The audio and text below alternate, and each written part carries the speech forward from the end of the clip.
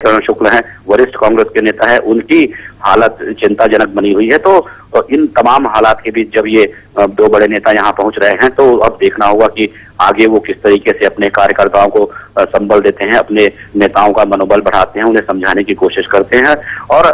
अगर बात राज्य सरकार की करें तो उसके सामने एक बड़ी चुनौती होगी कि प्रदेश की जनता के बीच कैसे वो जो सुरक्षा का जज्बा है और इन तमाम हालात से निपटने का जज्बा है वो पैदा करती है। तो कहा जा सकता है कि राजनीतिक मोर्चे पर और दूसरी तरफ जो कहा जा सकता है कि प्रशासनिक और पुलिस के जो आला अधिकारी हैं वो सुरक्षा के तमाम जो स्तर हैं उन पर जुट गए हैं और कोशिश की जा रही है कि इसको अपने नियंत्रण में रखा जाए और जनता को ये समझाने की कोशिश की जाए, आम लोगों को वो ये समझाने की कोशिश की जाए कि वो अपना संयम बनाए रखें। और ये जो आज के हालात हैं निश्चित रूप से स्तब्ध कर देने वाला घटनाक्रम है, तो ऐसे में अपने आप को वो कहीं ना कहीं संयमित रखे। तो कुल मिलाकर पूरे प्रदेश का लगभग वातावरण ऐसा ही बना हुआ है और सभी लोग कहा जा सकता है कि घोर सदमे में हैं। जी बिल्कुल, घोर सदमे के अंदर। और राज्य सरकार की जहां तक आपने बात की उनके ऊपर सवाल कई उठ रहे हैं, क्योंकि विकास यात्रा को जो सुरक्षा व्यवस्था उन्होंने दी थी वो परिवर्तन यात्रा को सुरक्षा नहीं दी थी। और इस चीज का एहसास जो है वो मुख्यमंत्री को भी होता हुआ नजर आ रहा है और कह रहे हैं कि गंभीर कदम उठाने की कवायद की जाएगी। आपको लगता है कि अब प्रधानमंत्री वहां पहुंचने वाले हैं, सोनिया गांधी वहां पहुंचने वाले हैं, उनकी मुलाकात रमन सिंह से भी होगी, नक्सलियों के खिलाफ क्या कोई खास ठोस कदम उठाने की या फिर ठोस कॉम्बिंग ऑपरेशन की बात भी हो सकती है? जाहिर सी बात है, जिस तरीके का घटनाक्रम हुआ है और जिस तरीके की बड़ी ऐतिहासिक नक्सली वारदात हुई है जिसमें कि कांग्रेस के बड़े नेता को, प्रदेश के अध्यक्ष को निशाना बनाया गया है, तमाम बड़े नेताओं को निशाना बनाया गया है और एक कहा जा सकता है परिवर्तन यात्रा को जिस तरीके से निशाना बनाया गया, तो प्रधानमंत्री और सोनिया गांधी यूपीए अध्यक्ष तो जरूर पहुंच रही है, लेकिन इस तमाम मसलों पर गंभीर मंत्रणा के लिए गृह राज्य मंत्री और गृह सचिव के साथ साथ जो गृह मंत्रालय के जो आला अधिकारी हैं वो यहाँ पहुंच रहे हैं। तो यहाँ पहुंचने के बाद जो तय कार्यक्रम है वो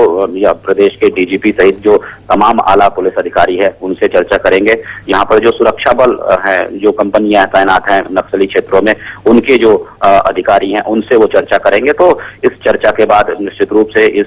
मोर्चे पर, नक्सली मोर्चे पर किस तरीके से आगे रणनीति बनाई जाए और नक्सली गतिविधियों से जिस तरीके से जो ये वारदात हुआ है, तो जाहिर तौर पर यह साफ हो चुका है कि नक्सलियों के हौसले कितने बुलंद हो चुके हैं। तो उससे निपटने के लिए किस तरीके की रणनीति बनाई जाए और ऐसी रणनीति बनाई जाए कि वो आगे चलकर कारगर साबित हो और इस प्रकार के वारदात फिर न दोहराए जाएं। जी बिल्कुल, सर्चिंग अभियान की बात की जाए तो क्या रायपुर में इस वक्त कोई तैयारी चल रही है वहां पहुंचाने की लोगों सर्चिंग के लिए टुकड़ियों को? जी देखिए, अभी भी जिस तरीके से वहां हालात बने हुए हैं, कल जो वारदात हुई थी उसके बाद, जो कि शाम की वारदात थी, उसके बाद चूंकि जंगली इलाका होता है, घुप अंधेरा होता है, तो ऐसे में रेस्क्यू ऑपरेशन पे कहीं ना कहीं कठिनाई होती है। लेकिन उसके बाद जो वहाँ के हालात बने हुए हैं, लगातार बारिश जिस तरीके से हो रही है, तो इसे भी ये भी एक कारण बना हुआ है कि रेस्क्यू जो ऑपरेशन है उसमें लगातार देखा जा रहा है कि बाधाएं उत्पन्न हो रही हैं। लेकिन जो सर्चिंग पार्टियां हैं और जो तमाम टुकड़ियां हैं सुरक्षा बलों की, उन्हें अब फिर से कोशिश की जा रही है कि रवाना किया जाए और इस हालात में ये देखने की कोशिश किया जाए कि किस तरीके से इस वारदात को अंजाम दिया गया, क्या रणनीति बनाई गई। और ये भी कोशिश की जा रही है कि जानने की कि इतनी बड़ी जो कहा जा सकता है कि इंटेलिजेंस का जो ये बड़ा फेल्यूर है वो कैसे हुआ, तो इस पर भी गंभीर चर्चा की जानी है। तो कुल मिलाकर अब जो हालात बने हुए हैं तो उससे प्रशासन निपटने की जरूर कोशिश करता देखा जा रहा है। कांग्रेस उपाध्यक्ष राहुल गांधी रात को पहुंचे थे रायपुर, अभी फिलहाल उनका क्या कार्यक्रम है और क्या वो घायलों से मिलने भी जगदलपुर पहुंचेंगे?